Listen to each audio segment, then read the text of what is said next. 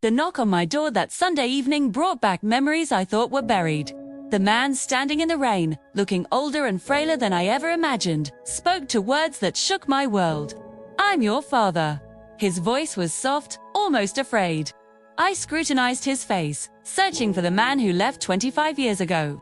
I saw hints of him in the way his eyes moved, but time had carved a stranger. "What do you want?" I asked, my voice steady despite the storm inside me. He just wanted a few minutes.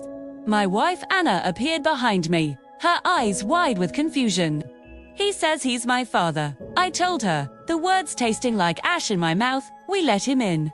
He stepped into our home, a place he had no right to be, and looked at the family photos on the wall as if they were from another universe. We sat at the dining table, an uncomfortable silence stretching between us. He started by admitting he had no right to be there, that he was selfish, that he ran from responsibility thinking he deserved more. He thought he'd come back in a year, but 1 year bled into 10, and then 20. "And you forgot us?" I asked quietly. He closed his eyes. "No, I never forgot, but he didn't come back." That was the wall between us. He told me about his new life, another country, another wife, other children. The word married was a sharp sting. For a moment, I was a little boy again, feeling replaceable, easy to leave behind. His new life had crumbled too. His wife passed away, his business failed, and now he had time to think. Time to realize what he'd thrown away. I wanted to scream, to ask why it took losing everything for him to remember us, but I held my tongue. After an hour, he stood to leave, not expecting forgiveness, just wanting to see that I was okay. As he walked to the door, something felt unfinished. "Are you staying in town?" I asked. He said for a while, and asked if we could talk again. I gave a single, hesitant nod. That night, sleep was a distant shore. "How do you feel?" Anna whispered in the dark. "I don't know," I said, and it was the absolute truth. Over the next few weeks, we met a few more times in quiet, neutral places. He slowly unburdened himself, talking about his fear of failure, how he felt small and weak when money got tight. So he ran. He thought leaving would solve his problems, but he just carried them with him. One afternoon, I finally asked the question that had haunted me for 25 years. "Did you ever try to come back?" He was quiet for a long time. "I wrote letters," he said finally. "In the beginning."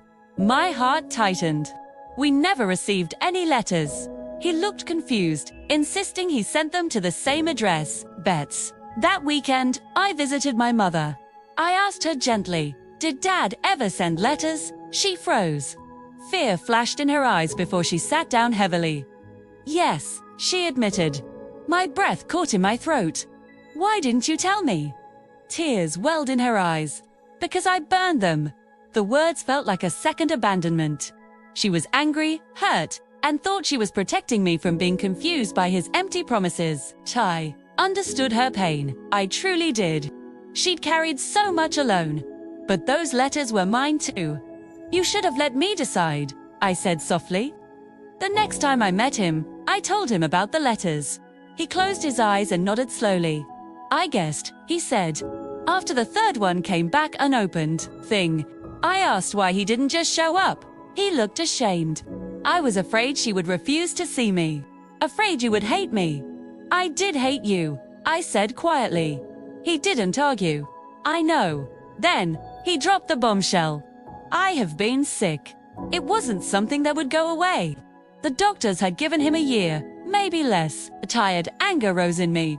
"So now you want to fix everything before you go?" He shook his head. "No, I can't fix it. I just don't want to leave this world without looking you in the eyes." That night, I held my son a little tighter, thinking about time, about how one decision can echo for decades. What did forgiveness even mean here? Did it mean forgetting the pain, or just accepting that broken people make broken choices? As the months passed, I allowed him into the periphery of my life. Not as a father, but as a man confronting his past. He met my son once. I introduced him as an old friend, not ready to explain more. He gave my son a small wooden toy he'd carved. My son smiled and said thank you, and I saw tears in my father's eyes.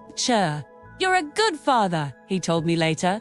I almost said, I learned by watching what not to do, but I stayed silent. He asked to see my mother. After a long silence, she agreed. If he wants to apologize, I will listen. I waited on the porch while they met in the same living room. He left all those years ago. There was no shouting, just two older people with tired faces. When he came out, his eyes were red. She deserved better. He said yes. I replied. A few weeks later, his health worsened. I visited him in his small, almost empty apartment. One evening, his voice broke as he said, "I am sorry I missed your childhood. I missed everything." Tears welled in my own eyes.